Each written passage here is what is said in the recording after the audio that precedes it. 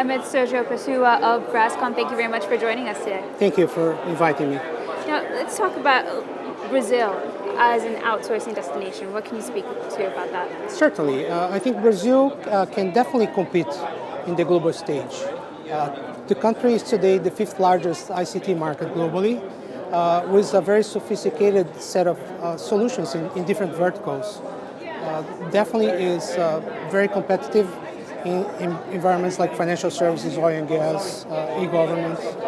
So it's really a destination from a Nearshore perspective also that can be fairly interesting because of the same time zone. So I think you can do real-time communications, you can have agile methods, you can have solutions, industry knowledge, business knowledge that helps into that process.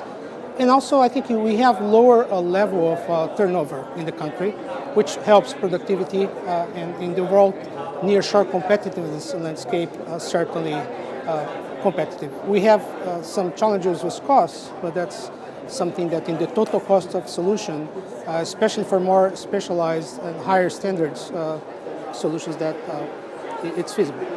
That touches on my next question, which was about the cost challenge, what the government is doing about that, and how that could impact investments in the future. Certainly. I think cost is definitely has been a challenge because of the currency valuation. The real is one of the most valued currencies globally now. But the government is working a series of measures. In fact, recently we had a huge success because traditionally there's a 20% taxation on social security contribution and payroll, and we eliminated that with Brasscom working with the government and the associates. And moving that taxation to revenue. So instead of 20% out of the payroll, now you're taxing initially 2.5% of revenue, which went down to 2%. And for exports, if it's services exports, that also goes to zero. So that provides a great framework. It's an initial step in the right direction to help reduce the cost of doing business in Brazil. So that's going to be a very positive impact. And if you could speak a little bit about the human resources in Brazil, the English language, do they learn it in school? If you could speak a bit about that. Human resources is certainly a challenge in a sense that the demand is so high in Brazil right now. So the internal market, which is, like I said, one of the largest globally, is growing at 3 times GDP over the last 10 years. So there's an increasing pressure for resources.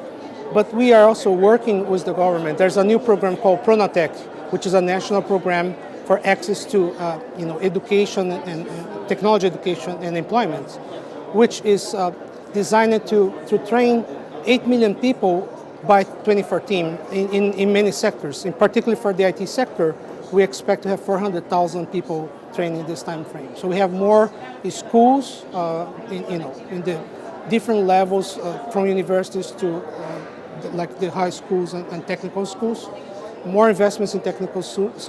There's another program that's called Science Without Borders that's sending 100,000 students from Brazil at the undergrad, grad level, PhD level to the best universities globally.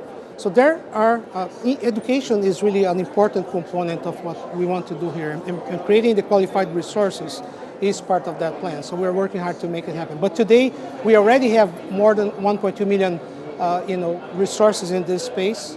So it's certainly an area from a scale perspective. Brazil has, the largest scale in Latin America, and also very large representation considering, which is true also for English, because English is another challenge for us. But at the same time, if you think about the total number of English speakers in Brazil, that number is larger than many of the countries combined in Latin America because of the scale factor.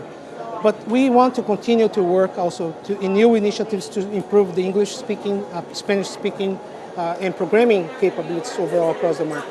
Thank you very much. Thank you. It's a pleasure. Thank you.